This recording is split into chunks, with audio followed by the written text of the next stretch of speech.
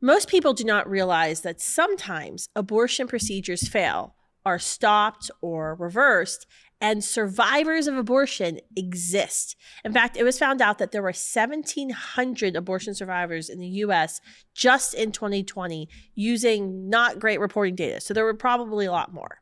On today's episode, we're going to be joined by a woman who has spent her entire life fighting for the preborn and those who were accidentally born alive from a failed abortion. As an abortion survivor herself, we're going to talk about how that has shaped her life, her family, and what she is doing to advocate for other abortion survivors and help us end abortion. Thanks for joining me today on Explicitly Pro-Life Podcast. I'm Kristan Hawkins.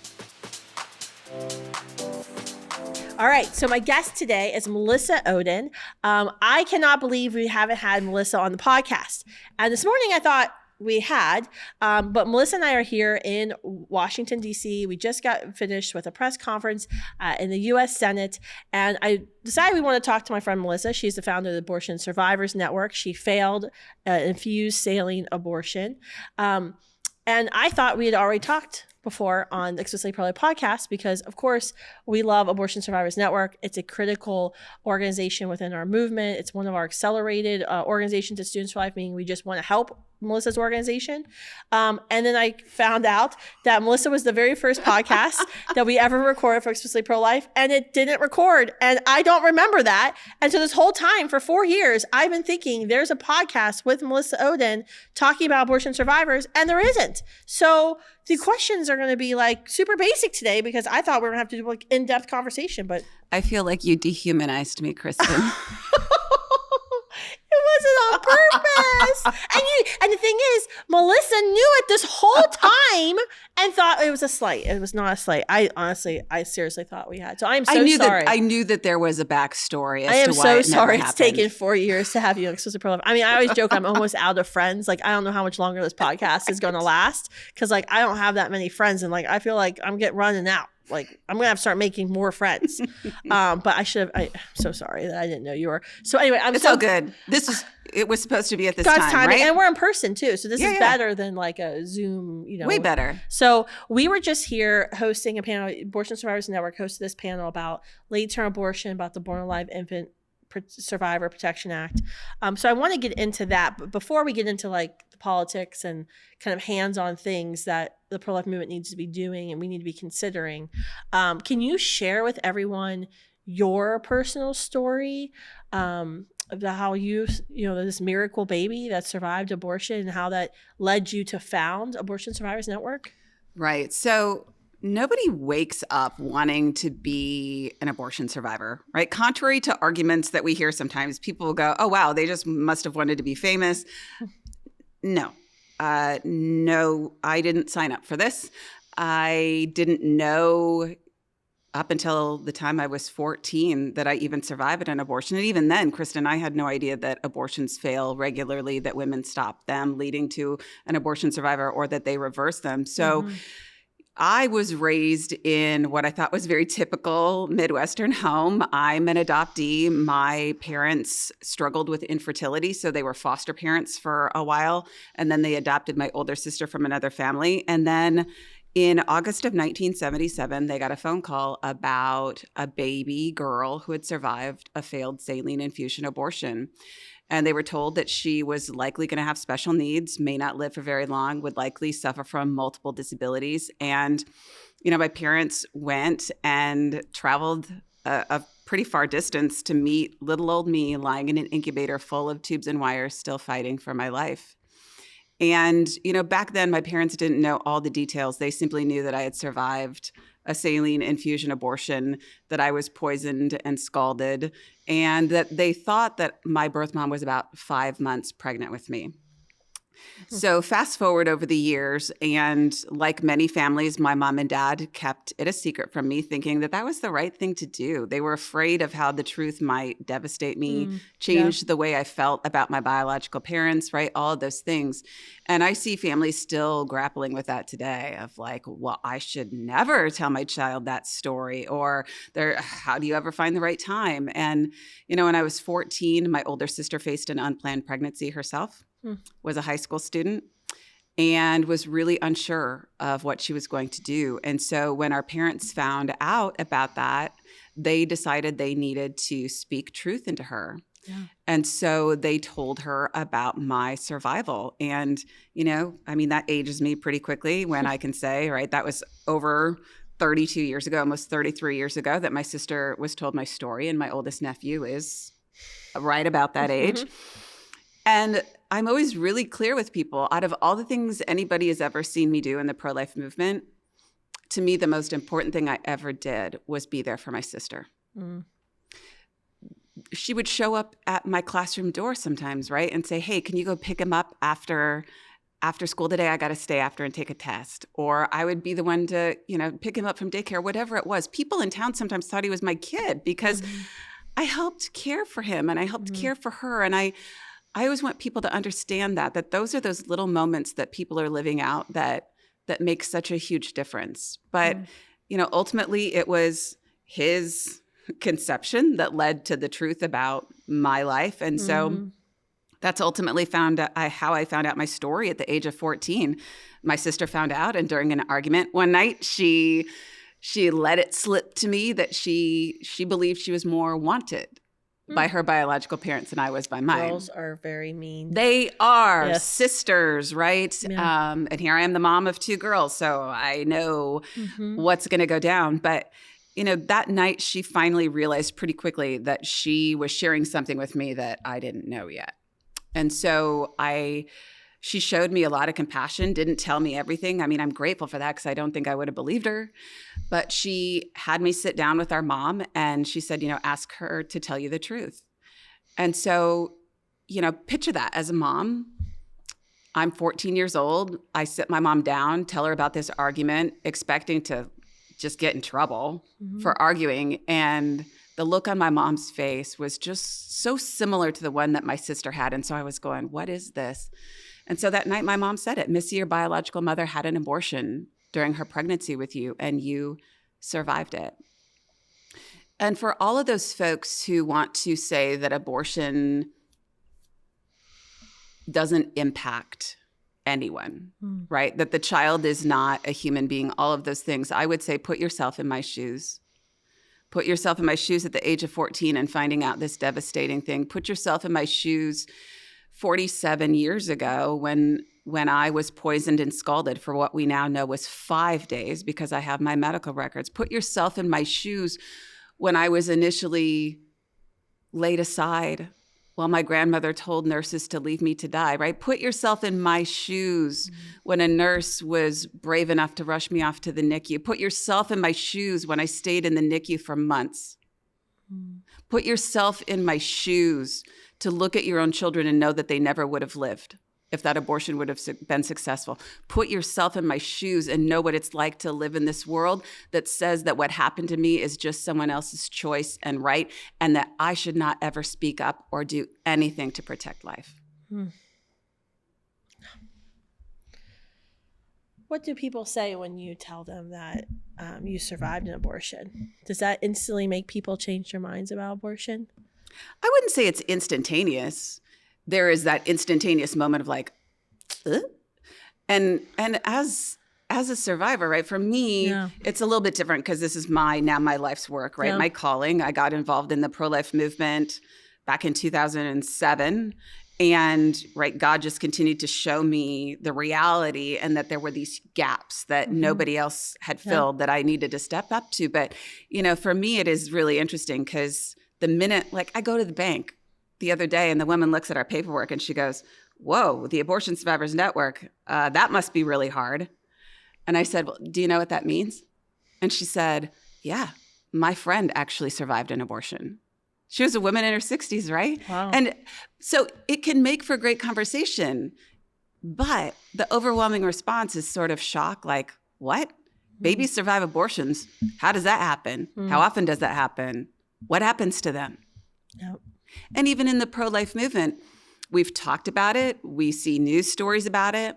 We have policy related to it. But because of those gaps in reporting, nobody ever really knew how often people like me were being born or what our lives were like, what our needs are. that we aren't called to simply be speakers. We are people who have real needs, who have been changed by the trauma of an abortion procedure, right? It rewires, it touches that baby. And that is not meant to be a death sentence, right? There is hope in the midst of that. But we have to be honest to say that impacts people. And we need to do something to help that baby and to help that mom and to help that family. Mm-hmm. And that's what led you ultimately then to found Abortion Survivors Network. I mean, you know, we don't have a national abortion reporting law. We talked about that a lot on this podcast, which is why the numbers are, you know, we think there were 1,000 some survivors in 2020, but we don't know because that's using CDC data in California and New York, the biggest abortionist states. They're not even reporting that data. Right. How many abortion survivors have you found, and what are you doing with them? Is it healing? Is it just training? Is it advocacy? Yeah. So we first became an organization in 2012. And I'll be really honest, I spent like 2012 into 2019, like praying and saying, Lord, you've got to bring somebody to help everybody that I keep meeting, because like I'm doing policy work and I'm writing books and I'm helping survivors every which way I can. But the needs keep getting greater. Yeah. And the families are starting to come out of the woodwork and they have needs. And so it was really this overwhelming moment in 2019 where I thought, I'm going to break. Right? Like I can't keep going. And suddenly I had that moment where I went, oh my gosh, as you're praying for somebody to do the work, it's not just you. You're supposed to form the organization that does the work. Yeah. So that's when we became a nonprofit and really jumped in feet first, even during the pandemic, of serving abortion survivors around the world. So first we started with really that community aspect of bringing together abortion survivors from around the world. And I wish every person could experience what we get to when a survivor sees another survivor for the first time. Because it is such a secret and our culture has swept it under the rug so much and shamed us and tried to silence us, so many survivors think they're the only one. And so when they see another survivor, they just light up and it changes them. So we have community support we offer to survivors around the world. We have survivors who even gather in the middle of the night in Germany and Australia, all these places, because we're the only organization who offers any of these programs. We offer healing support. So we have a specialized healing curriculum I wrote as a clinical social worker. That's something that folks can walk through either self-guided or with the support of our team. We have support for folks to learn how to share their story and stay healthy and well in the midst of it. Also, we have a speaking coach. We also train people in advocacy. We were so honored to be, recipients of that support that helped us launch our advocates and ambassadors now. So we are training those survivors, adults who have gone through healing and speakers training. We've trained them in how they can get activated now in their own state. So we've launched 8 survivors here recently. And then we are launching probably 5 ambassadors who folks are going to see even more of in interviews, speaking at the Students for Life Summit, speaking on college campuses. We have to create this model of serving people and then helping them find and use their voice. Yeah, I mean, because I remember when I got started in the pro-life movement in the late 90s, the momentum at that point was we got to get women who had abortions out speaking and telling their story, right? I had an abortion, I regret my abortion, ask me why. And I think that's what we need to be thinking about with abortion survivors. Like we need to have abortion survivors at every outreach that we can, because I think it's so powerful. One of the things you mentioned about in your remarks is about with their families. So tell me a little bit about, do you know your birth mom? Did you ever talk to her? What's that relationship like? And then what is the support for a woman who, doesn't think she's pregnant anymore, takes a chemical abortion pill and then suddenly realizes she's giving birth and she's in labor? And I mean, I can't imagine the trauma of that, or going for a surgical abortion and thinking you're killing your child and dealing with that, probably being coerced. And then finding out that your baby survived. So I'm going to kind of check a couple boxes to talk about that. So for me personally, I'm an adoptee who's a survivor, but we have found that in upwards of 60 to 70% of our survivors are raised in their biological family. Wow. Okay. Not what we would expect. Not what I expected. Okay. But remember, the baby was never the problem. That's true. It's the circumstances that the family is facing. However, I can tell you that if those survivors were here today, most of them would share that their family's circumstances have not been easy, typically because of the abortion and a lack of healing. And so then there are really painful dynamics of the shame and all of those things. And so the survivor goes through that process alongside them. So I'm an adoptee who's also a survivor, and I went searching for my biological parents when I was about 19, and I found them when I was about 30. That's how I have my medical records. Most survivors will not have any medical record. And as hard as that is, it's hard for survivors to not have medical records, but that's not their fault. Mm-hmm. And for me, that is really difficult because we see the media and our culture shame survivors for not having records. Oh, yeah. Oh, you're lying. I can imagine they probably say that people are lying. Right. And I can tell you that nobody wants this story. Yeah. And even when they see my medical records, then they kind of just go, mm-hmm. On to the next objection I have. Right. So I get it. I understand. And I understand the importance of it for survivors in particular. Yeah. It is meaningful to have those records. But, I'm one of the few that does have them. And we work with survivors to try to help them obtain them. But it's really, really hard because they don't want to document it. But I found my biological parents through my medical records. My story is really unique because when I found out who they were, I was living in the same city as my birth father. Oh. He passed away before we ever could communicate, but his family ultimately found out about me. And so my grandfather on my birth father's side of the family was a part of my life up until just a couple years ago. My great aunt is still alive. We have a great relationship. But I often point out to people, this is not a quick, easy end to this abortion story. They have been impacted by it. Now I know my birth parents had been dating all throughout high school into college. They were engaged. My grandmother forced the abortion. My grandmother is the one who demanded that I be left to die. And that's where it gets really interesting because people who don't have the same understanding of abortion the way that we do would go, well, your story is so unique. Nope, we're not talking about you. I've been sitting before congressional subcommittees before where the abortion witnesses will go, she's not who we're talking about today. Like, what happened to her was illegal. I'm like, hold on, what? Why does this keep shifting for whatever is convenient for this conversation? Mm-hmm. So my birth father, I have some relationships with his family. My birth mom, back then I had no idea that the abortion was forced. I had no idea that she didn't know how far along she was.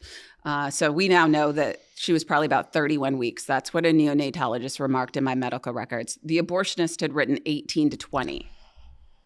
But because I was 2 pounds, 14 ounces, they started to piece that storyline together, which was important for us to even talk about today here on the Hill. But, my birth mom, I started to have some communication with her family about 2007, and they had just said, right, we are estranged from her. We won't be passing along messages. And that was really hard for me personally because I not only wanted answers, but I just wanted her to know, like, I don't hate her, right? I love her as a fellow human being.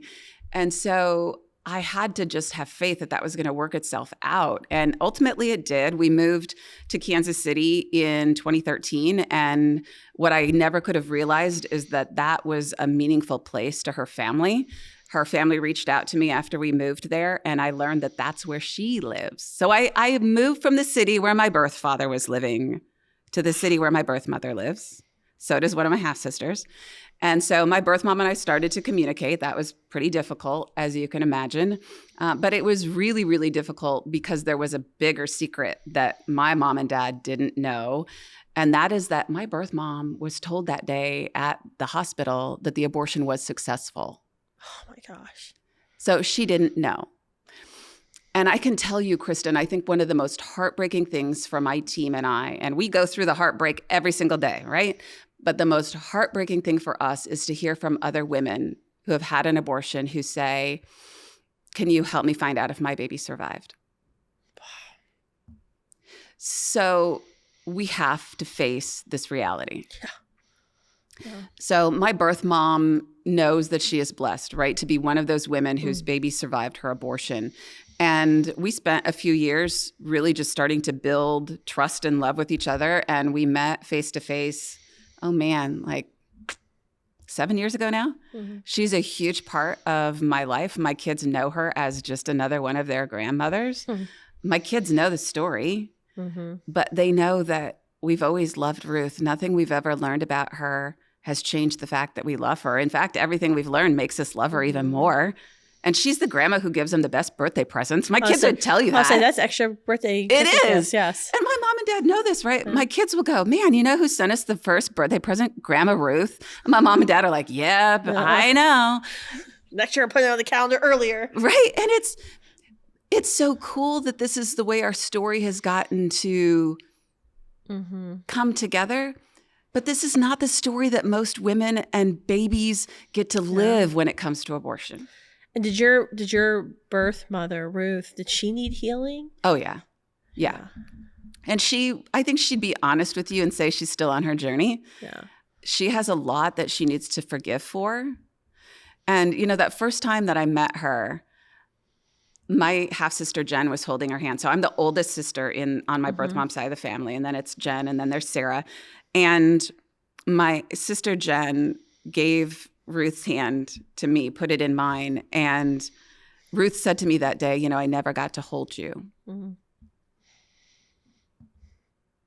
And that is what I want people to understand. Abortion has ripped women and children apart. Mm-hmm. It's tore families apart. It's unraveled generations. It's led us to this place where our culture is the way that it is. Yeah. And when is it going to stop? But for us, right, I can't fix everything. And I'm a fixer, right? If I could, let me fix. You're a social worker. You're a fixer. Yeah. I love to fix. But what I can do is strategically address what I know gaps and problems are. And so that's how the support comes in for moms, right? As I've listened to women's stories over the last 16 years, and I've met other moms like Ruth and heard their stories, and I realized it's not even that we didn't even know how many existed and how to talk about it. We would talk about babies surviving abortions, but we weren't saying, hey, you know, behind every abortion survivor, there's a mom and there's a dad and there's a family. And what are we doing to support them? So our team strategically looked at that and said, you know what, we have to do more. And so we offer online support groups for biological moms who are parenting their children. They might be pregnant right now after the abortion failed. Yeah. They might be parenting a child who survived their abortion 30 years ago, and they're still walking through their struggle. We offer support groups for adoptive parents, you know, who are facing questions of your parents probably had a lot of questions about this. They did. I mean, we had an adoptive family just recently who reached out and said, we adopted a little girl. She's 10 months old now, and she survived a chemical abortion. We have an open adoption. Help? And that is okay, right? We have to acknowledge the fact that there are questions and concerns, and we have to fill the gaps. So we offer those support groups for them as well. Okay. We have 2 social workers who provide one-on-one support, even during pregnancy, right? Women have a lot of concerns and fears and anxieties, and it's important that we address them, that we make sure those women are getting quality medical care, that we are addressing case management needs. So we are there to fill in that gap and serve that family long term so survivors and moms and families can have different outcomes. Hey, Pro-Life Jen, ever wonder how the impossible happens? How pro-life Americans persevered for 50 years until miraculously Roe versus Wade was overruled? How we even determined a winning play? Ever wonder what we're going to do next in the pro-life movement, or what we must do next in the pro-life movement? Join us for the 2024 National Pro-Life Summit this January in Washington, D.C., the day after the National Pro-Life March, and you will learn how to do the impossible. We're going to make abortion unthinkable and unavailable throughout our land and forever change our world, one life at a time. Hurry up. Seats are limited. We will sell out. So register now at prolifesummit.com. It's almost like, why didn't the pro-life movement ever think of this before? I'm hearing all this stuff that you're providing. I'm like, yep, we needed that. Yep, that's needed. That's so important. And something that came up. So today we were here talking about, and we've got students out right now lobbying on the Born Alive Infant Protection my team Act. too. So let's talk about that and why it's so needed, because something that came up from Melanie Israel at the Heritage Foundation, she was talking about chemical abortions. And I know, and we talk about this on campuses, they have a 15% failure rate. Right. So we're talking about not only children who are older now, who are aborted using saline techniques, which normally aren't, I don't think those abortions are very rare now. But now the most common type of abortion, chemical abortion, we know is a 15% failure rate. So, I mean, and this is going to be like 70% of the abortions this year, if not more. We are going to have an influx of mothers who find out well into their pregnancy, 30 some weeks, that oopsie, your abortion didn't take, and you're still pregnant. We're going to have mothers seeking late-term abortions. We're going to have mothers freaking out. We're going to have children born alive in emergency rooms where mothers didn't even know they're in labor. I mean, this is going to become a massive challenge for us. So I think that's why, let's talk about this bill, why we need to get passed, and why it hasn't been passed, because a version of it was passed, but then we had to go back and fix it. So if you can explain what's happening, where we are with that, and then maybe let's talk about how it applies to these children who are, they're attempting to abort via chemical abortions. Yeah, and I'll talk about a couple state reports as well. So as I shared earlier today, right, a lot of people will say, well, there's laws against infanticide, and, President Bush signed something in 2002. Okay, so I was confused about that myself a couple years ago. I was like, I don't understand. Right, definitions language only, no consequences for failure to provide medical care. Now, what I want people to understand as well, right, is when we saw Born Alive legislation being introduced federally, what most people didn't recognize is that even during that time, there were some really horrific instances of babies surviving abortions and horrible things happening to them. So one of the cases I would encourage people to look up would be Secloria Williams out of Florida. And that was in about 2008, 2009. I always get that date wrong. Do you know this story? I don't. So she had a late-term abortion, and a baby was born alive at the abortion clinic. And mom was panicking, trying to get help. And ultimately, the help that was brought to her was this living, breathing baby being placed in a medical bag, still breathing, right? The staff at the abortion clinic took baby and threw baby on the roof so they would never be found. And it took a period of time for this whole case to work itself out. Yeah, it's horrific. And then we think about cases of like Kermit Gosnell. Yeah. And Kermit Gosnell, there was specific cases where they testified, the abortion workers testified. And that never would have come to fruition if it wasn't for other instances of wrongdoings happening, right? Criminal activities happening there. So those are just a couple of cases that I want people to understand when they're saying, well, that isn't needed. Okay, let's do a deep dive. And you have to dive pretty deep to find it. But so that's why we needed teeth placed in there, because these kind of cases were happening. So then we started to see this being introduced, and always so grateful for the leadership of, Majority Leader Scalise and Congresswoman Ann Wagner and Senator Marshall and others who have helped to really champion this over the years. But people may have forgotten that this was blocked in the House like over 80 times. I have lost count how many times it was blocked. But we celebrated earlier this year when it did pass the House. I was grateful to have been there. That's why voting pro-life first matters, because sometimes Republicans do things right. Right. Good things can happen. But the reality, as you've identified, Kristan, right, is that then it goes to the Senate, and we know that we don't have the votes right now. My life... Well, and I want people to understand, my life never should have been left in the hand of my abortionist or whoever was working that day. You can't look at my life and go, well, she seems okay.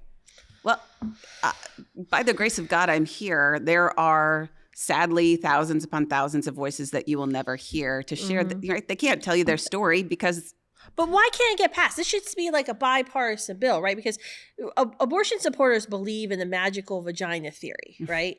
They believe the 6 inches of a vaginal canal sprinkles the magic fairy pixie dust on the clump of cells and turns the clump of cells into a human, right? I mean, Dianne Feinstein, who recently passed away, Senator Feinstein, she's infamous for saying it's not a baby till you take it home from the hospital. Like, she believes in, like, I don't know, the doors of the hospital having this magical ability to turn a non-human to a human. I mean, I have to laugh because it's so nonsensical.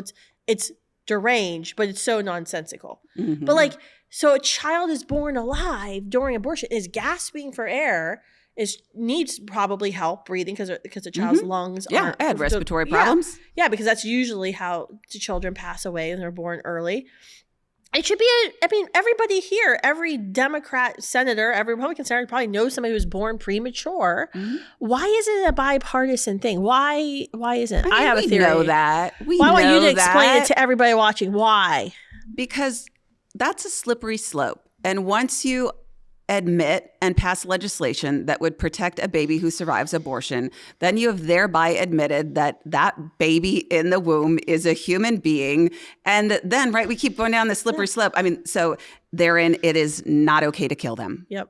At any gestation, right? Yep. So therein lies the slippery slope. And for me, as frustrating as it is, you know me well enough to know that that's my passion, right? Of like, nah, let's be intellectually honest here, friends. And if we want to say that abortion is somehow a woman's right, how is it that as an adult woman, I now have a right to an abortion, but I didn't have the right to be born in the first place? If I wouldn't have survived, I never would have had any other right. Yeah, that's right. Nobody has ever been able to answer that question for me, and it's okay. I know the answer. And so does every other survivor. And, for me, Kristan, I think one of the coolest parts is, as much as we are struggling watching what is happening in our world and figuring out how to best serve and support, I now get to serve young survivors, right? Like 12-year-olds who survived late-term abortions. We have 4-year-olds who have survived chemical abortions. We had a baby born late this summer who mom could have aborted him a second time, but she found us. No. So and when they're being told, like, oh, your chemical abortion failed. They don't know initially, right? Okay. And it's different from woman to woman. Some women will reach out to us almost immediately and say, you know what, I took the abortion pill. I was told I was going to bleed this huge amount. It was barely anything. Do you think my abortion failed? Or it is a woman who will say, you know what, I took the abortion pill 3 weeks ago, 4 weeks ago. I was starting to feel nauseous. I took another pregnancy test. Or in the case of our baby that was born this summer, it was months later after mom had taken the abortion pill. She was having like crazy stomach pain. Went to the doctor and found out she was still pregnant. Yeah.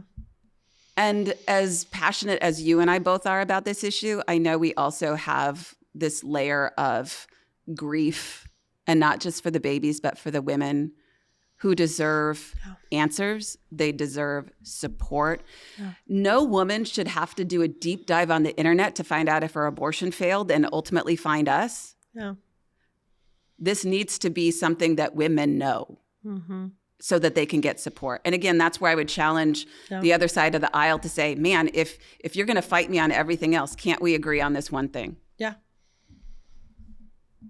You would think. Probably not. No, that's why I was taking notes of like, we almost need a marketing effort of, hey, this is chemical abortions have a 15% annual failure rate. Here's what to look for in the failure of the abortion, right? i.e. an awesome miracle. Here's how you can get help. And by the way, you don't actually have to have another abortion, painful abortion. You can deliver your child to term, and we can help you with that. Right. Absolutely. We have some really cool resources, rat cards and things like that. We serve a lot of pregnancy centers right now. Kristan, you probably know just like I do, 70% of pregnancy centers polled recently said women are coming through their doors trying to determine if their abortion was successful. Wow. I was at a conference here recently emceeing, and a center said, Melissa, we've got a woman who's like 23 weeks pregnant after the abortion pill failed. And this was her second time. she was at risk of aborting again, and she finally chose to carry that time. But this is where we're at right now. So we need to collaborate. We need to educate.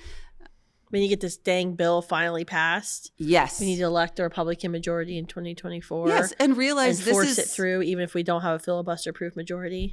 Right, and realize, Kristan, that this is just the beginning. Yeah. I don't want to sound doom and gloom. I'm a person of hope, right? I get to live in the hope every single day. But the reality is that Born Alive bill serves a very particular subset of abortion survivors, right? Those that are late term, of which I am one, right? I know and love many survivors who survived late term abortions, but think for me about babies who are surviving at 2 weeks, 6 weeks, 10 weeks. Do we have any reporting right now at the state level or federal level that would identify them? We don't. That would ensure that they are protected from another abortion. So when we're reading state reports like, say, can we have Minnesota, like a double jeopardy rule? Right. Like if you've already been aborted, you can't be aborted twice. Like I vote for that. Yes, you're a miracle. You can't get. I don't know. I just feel like you have a double jeopardy rule with if you've been accused of murder. Like, right, but it becomes It becomes the excuse. Yeah, the justification for another abortion, and an excuse for late term abortion too. So you don't like. We didn't tell you the truth about the humanity of your child, but hey, now I'm going to tell you, you definitely don't want that. Yeah, because that child will be messed up. Do you have statistics on that? Yes, this is how they say messed up child. Do you have statistics on the health of children who have survived abortions? We go more qualitative than quantitative at this point because survivors are so different in terms of their experience and even what they want to share and how long it takes them to share certain things. But I can tell you that for particularly chemical abortion survivors, we see those kiddos lead very healthy lives. I mean, there's no guarantee for any child. No. You and I both parent children with medical needs. Yep. And that's what I always have to tell a woman is, man, I wish I could guarantee you, but none of us have a guarantee. Yeah. And I wouldn't change my kiddo for the world. So we can't guarantee anything, but I can tell you that most of those kids, if you pass them on the street, you wouldn't know that they survived an abortion. Even this kiddo who survived a dioxygen shot to the heart, he is in early elementary school. I get to see these kids growing up. That's awesome. And they're doing amazing. That's awesome. And that's what I want women and fathers in our world to know, and also policymakers, because they need to face that and start to grapple with that cognitive dissonance about it. I mean, that's the saying in the pro-life movement, you need to see the face of choice. They need to see your faces in abortion survivors across the world, that they weren't merely clumps of cells that had no value and have meaning. They're human beings that are leading these amazing, productive lives, and they deserve to be protected. And we failed them by not enacting legislation, by not supporting mothers. We failed them as a society, and we need to do better. So, Melissa, thank you so much for all you're doing with Abortion Survivors Network. If you've never heard of ASN, how can folks get plugged in with what you're doing?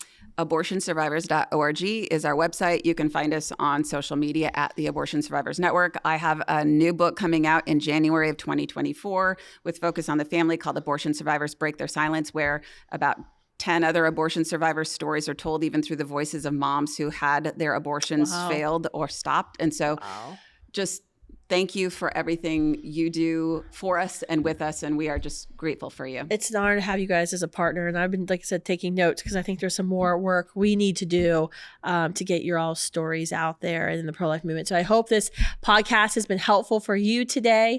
I hope you'll look up abortion survivors and follow Melissa's and her team work as they're working to put a face to abortion in our country, and will obviously be with us when we finally reach our victory of making abortion unthinkable and unavailable throughout our land. So thanks, Melissa. Thanks for tuning in.